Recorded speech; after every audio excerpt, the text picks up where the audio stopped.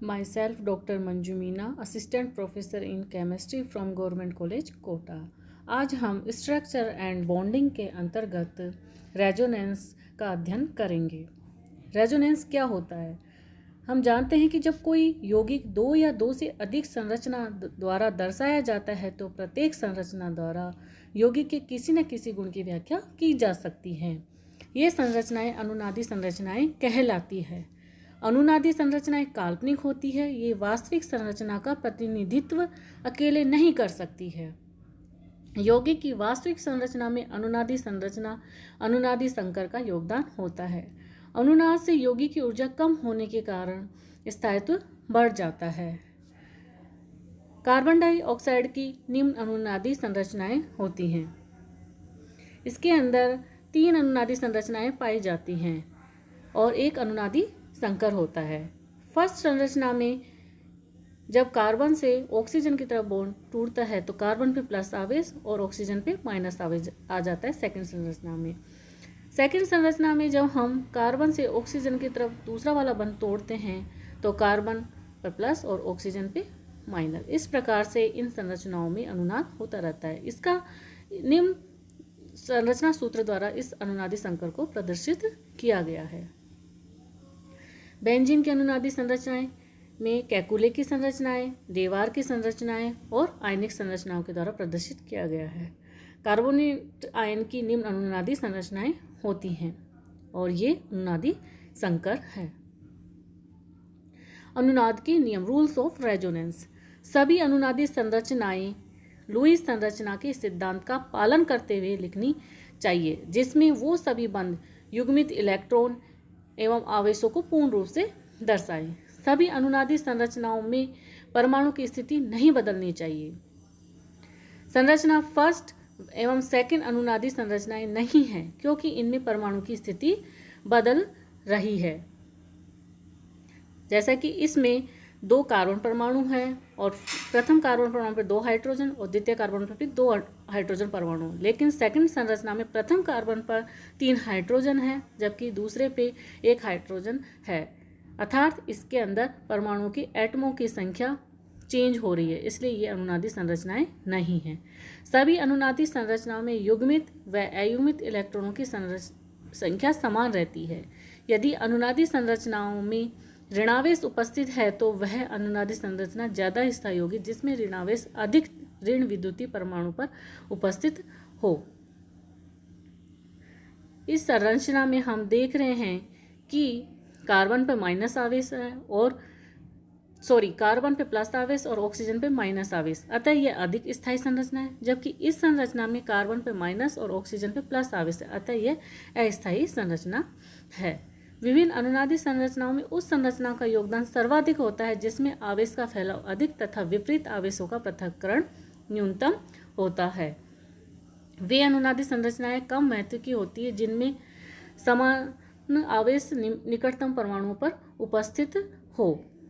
जैसे कि इस अनुनादी संरचना पे कार्बन पे भी प्लस आवेश है और उसके नज़दीक वाले कार्बन पे प्लस आवेश है, अतः इस संरचना का महत्व नहीं है। अनुनादी ऊर्जा को हम निकाल सकते हैं। सर्वाधिक स्थायी अनुनादी संरचना की ऊर्जा माइनस अनुनादी संकर की ऊर्जा। अतिसंयुग्मन या बेकर-नाथन प्रभाव, हाइपर कॉन्जुगेशन और बेकर-नाथन इफेक्ट।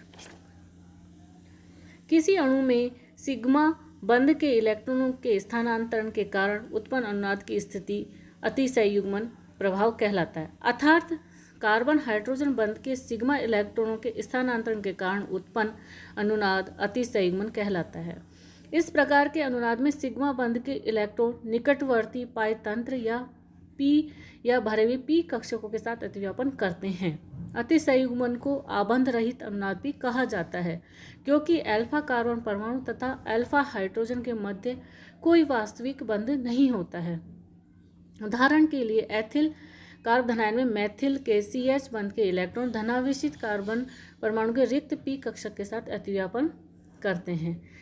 जैसा कि हम यहाँ देख सकते हैं कि हाइड्रोजन और कार्बन के बीच के इलेक्ट्रॉन कार्बन की तरफ जाते हैं और कार्बन पे प्लस आवेश आ जाता है। यहाँ पर अल्फा कार्बन पर 3 हाइड्रोजन उपस्थित हैं, अतः निम्न प्रकार इसमें अनुनादी संरचनाएं होंगी। टॉलुइन के CH3 समूह के CH बंध के सिग्मा इलेक्ट्रॉन बेंजीन वलय के द्विआवंत के साथ संयुग्मन में होते हैं। जैसा कि हम यहाँ देख सकते हैं कि कार्बन और हाइड्रोजन के बीच के इलेक्ट्रॉन किस प्रकार से बेंजीन रिंग के साथ अनुनाद में संयुग्मन करते हैं। इस प्रकार से इसकी अनुनादी संरचनाएं दिखाई जा रही है। उपरोक्त संरचना में धनावेशित हाइड्रोजन परमाणु बिना किसी बंध के साथ अनुनाद से संबंधित रहते हैं, अतः इस प्रकार के अनुनाद को अबंधी अनुनाद भी कहा गया है। बेंजीन वलय में जुड़े हुए एल्किल समूह में अल्फा हाइड्रोजन परमाणु की संख्या पर अतिसंयुग्मित संरचनाओं की संख्या निर्भर करती है, जिसे हम निम्न उदाहरण के द्वारा समझ सकते हैं। यहाँ हम देख सकते हैं कि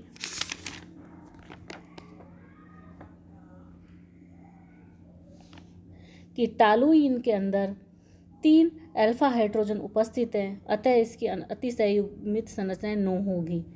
एथिल बेंजीन पर 2 अल्फा हाइड्रोजन उपस्थित हैं, अतः इसकी अतिसंयुग्मित संरचनाएं 6 होंगी। आइसोप्रोपिल बेंजीन पर अल्फा हाइड्रोजन परमाणु की संख्या 1 है, अतः इसकी अतिसंयुग्मित संरचनाओं की संख्या 3 होगी। जबकि तृतीयक ब्यूटिल बेंजीन में कोई अल्फा हाइड्रोजन उपस्थित नहीं है, अतिसंयुग्मित संरचनाओं की संख्या 0 होगी। एरोमेटिकता। प्रारंभ में एरोमेटिकता शब्द का प्रयोग उन समस्त यौगिकों के गुणों की व्याख्या करने में किया जाता था जिनमें बेंजीन जैसे गुण हैं, अर्थात वे समस्त यौगिक एरोमेटिक कहलाते थे जिनमें बेंजीन वलय अथवा संघनित तंत्र विद्यमान हो। इन यौगिकों के गुण उनके समस्त एलिफेटिक अथवा एलिसाइक्लिक यौगिकों से एकदम भिन्न होते हैं। उदाहरण के लिए एरोमेटिक एमीन बहुत दुर्बल क्षारीय होते हैं। एल्कोहलों की तुलना में फिनोल अधिक अम्लीय होते हैं।